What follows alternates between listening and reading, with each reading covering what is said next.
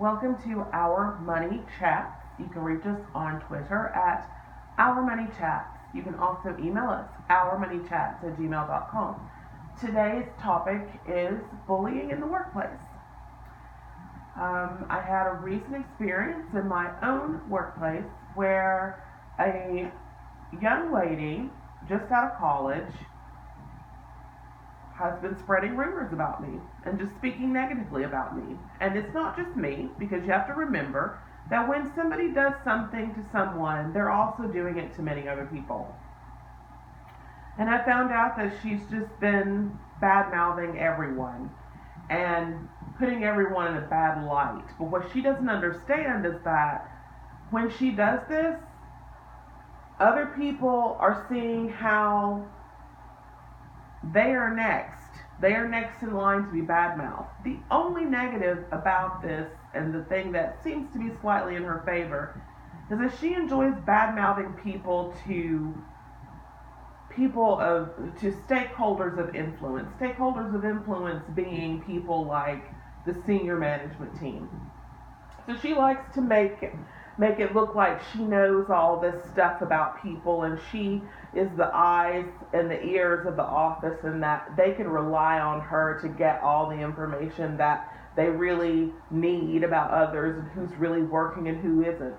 And I'm the type of person, I stay at my desk, I focus on my work, and I don't really get up and chit chat and run around the halls and talk to everyone, because I can't. I have so much work to do. It's almost impossible for me to have more than a 3 or 4 minute conversation with someone, because my task list is just so long and detailed. It requires me to really focus on the work to get it right, because we're doing a lot of publications. So this young lady doesn't know me, but because I'm quiet and because she doesn't know what my day-to-day is, she has to come up with something to talk about. She has to come up with something. She just has to. And so therefore, she's made up stories about me and talked about me and said things and gotten people on board with the idea that there are certain people who are dead weight in the office. And it seems that these people actually believe this girl. They seem to be sort of siding with her or feeling like they need to check out her story and make sure that it's true. I've had some people who are in that stakeholder of influence role to tell other stakeholders, yeah, why do we even do this? And oh, we don't really need this. And oh, these people aren't needed. She's right. We don't need this. And one of those stakeholders of influence said that kind of banter and chatter about other people hurts other people. However, that stakeholder of influence has no intention of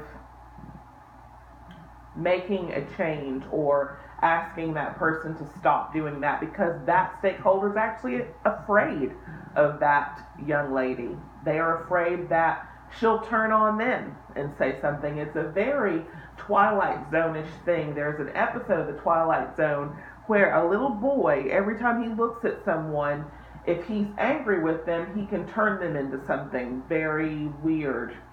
And so that's kind of what we're dealing with in this situation. This girl is just so rude. She's like trying to turn everyone and control everything. She's very, I almost want to say witchy, just very witchy. And she knows how to present herself in a way that she knows how to manipulate. She's a con artist. She's a narcissist. She's all those negative things that people try to avoid. You don't want to hire people like this. People like this eventually get themselves fired, because you can only do this for so long. You can only do this so much. It catches up with you. Even if you try to stop and you're one of these types of people, it doesn't work after a while. People catch on. And she's obviously stressed out several people on both sides, on the stakeholder of influence side and the regular staff. And to combat that, I decided to leave. I decided to quit the company because my health is more important to me. And that's where we want to talk about money in our Money Chats episode today. It is essential to have a nest egg. It is essential to have as much money as you believe you will need times 3 to keep yourself from having to stay in these types of situations. Because corporate America is flawed in that it can't control who it hires. They can meet someone who's fantastic, and that person may be fantastic at the moment. But when that person's fight or flight senses begin to run rampant, and when that person feels threatened, they will tend to do things that are out of control, that are mean to other people, that are spiteful, that come out of fear, that come out of manipulation and just trying to control things. The person we're dealing with is a control freak, and she admits it. She admits that she has these problems, but nobody wants to try to tell her how dangerous her behavior is in the office. She has hit people. She's violated several HR policies, and HR themselves have recently said something to her, but in jest. They didn't take action.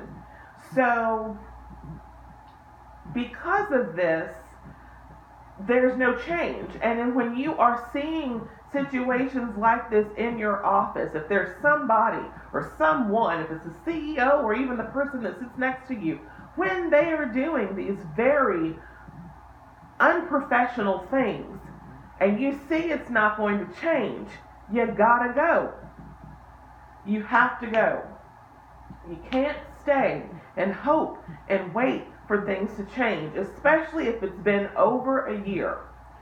In a previous position, we had someone like that. And this woman had been with the company for over 20 years. And because she knew how to sweet talk the right person, the stakeholders of influence, she knew what to say. No one reprimanded her. No one said anything to her. And eventually, she said it to the wrong person. She bitched to the wrong person. She bitched to the wrong people. And the group collectively decided she had to go. Now, I have to admit, I prayed a very loud and emotional prayer to the universe, to God. And I said, I don't understand how you allow for these things to continue. How do you allow for these people to be in place? You need to remove her. Remove her or give me a better position so I don't have to put up with this. I work hard. I know without beyond the shadow of a doubt that I am giving my best self. But you are allowing the reward and the spoils to go to someone who's been hateful. And that is not fair. And I'm asking you today to remove this person. Get rid of her. Make it stop. That's what I did. And when I got in that next Monday morning, I was told that she would be dismissed. That she was leaving and her last day was in so many months. They gave her a very generous package and they sent her on her way at the end of the year. So, life, in my opinion, should not have to be about screaming at the universe for what you need. I feel like your good deeds and your kindness should reward you naturally. It's not something you should have to fight for. And I find that in this dimension that we're living in, there's too many times we have to scream out and cry out for help. One of the ways I think you can combat having to cry out for help is, again, finding a small sacrifice in your life that allows you to build a nest egg. If you are a coffee drinker and you love all the different coffees and you love going out to eat, curb that and take a portion of that money and say, this is my fuck you fund. We've talked about fuck you funds before. You got to create that fuck you fund so that you can walk away from evil people. This has been another episode of Our Money Chats. You can reach us on Twitter at Our Money Chats. You can also email us, ourmoneychats@gmail.com. Thanks for listening.